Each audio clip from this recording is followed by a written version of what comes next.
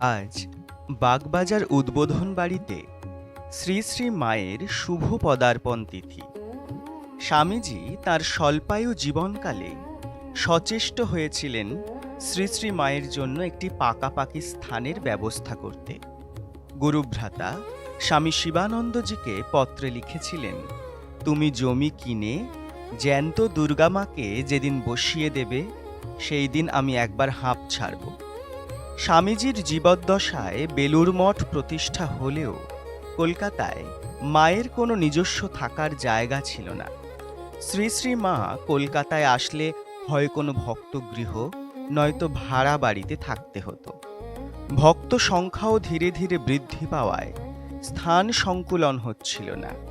আবার স্বামীজি প্রবর্তিত রামকৃষ্ণ সংঘের বাংলা মুখপত্র উদ্বোধন পত্রিকার দপ্তরের সে সময়ে স্থায়ী ঠিকানা ছিল না, যার ফলে পত্রিকা প্রকাশের ক্ষেত্রেও নানাবিধ সমস্যা দেখা দেয়।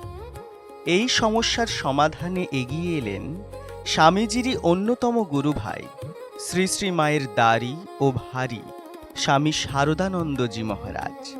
পূজ্যপাদ শরৎ মহারাজ মায়ের কলকাতা বাসের নানা অসুবিধা লক্ষ্য করে বহু শ্রম ও আর্থিক অনটনের মধ্যে দিয়ে বাগবাজার অঞ্চলের গোপাল নিয়োগী লেনে 11,000 টাকা ব্যয়ে 3 তলা পাকা বাড়ি নির্মাণ করালেন।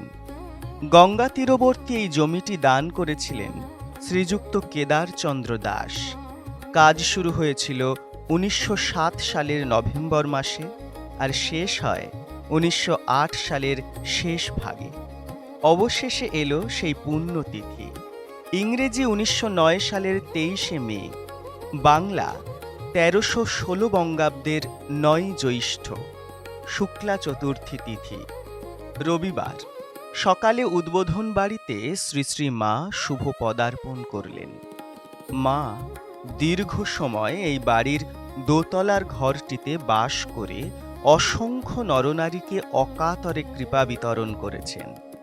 1920 খ্রিস্টাব্দে এই বাড়িতেই তার মর্তলীলার অবসান ঘটে।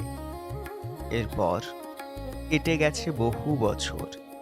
90-এর দশকের শেষ দিকে শ্রী শ্রী মায়ের প্রথম পদার্পণের দিনটিকে স্মরণীয় করে রাখতে স্বামী সত্যব্রতানন্দজি মহারাজের উদ্যোগে সূচনা হয় পদার্পণ উৎসবের।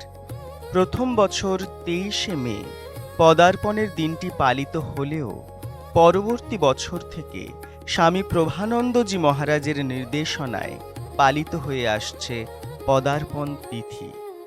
আজ এই পুণ্য লগ্নে রামকৃষ্ণ মঠ কাশীপুর উদ্যানবাটির পক্ষ থেকে ভগবতী আদ্যাশক্তির রাঙা চরণে সকলের মঙ্গল প্রার্থনা করি।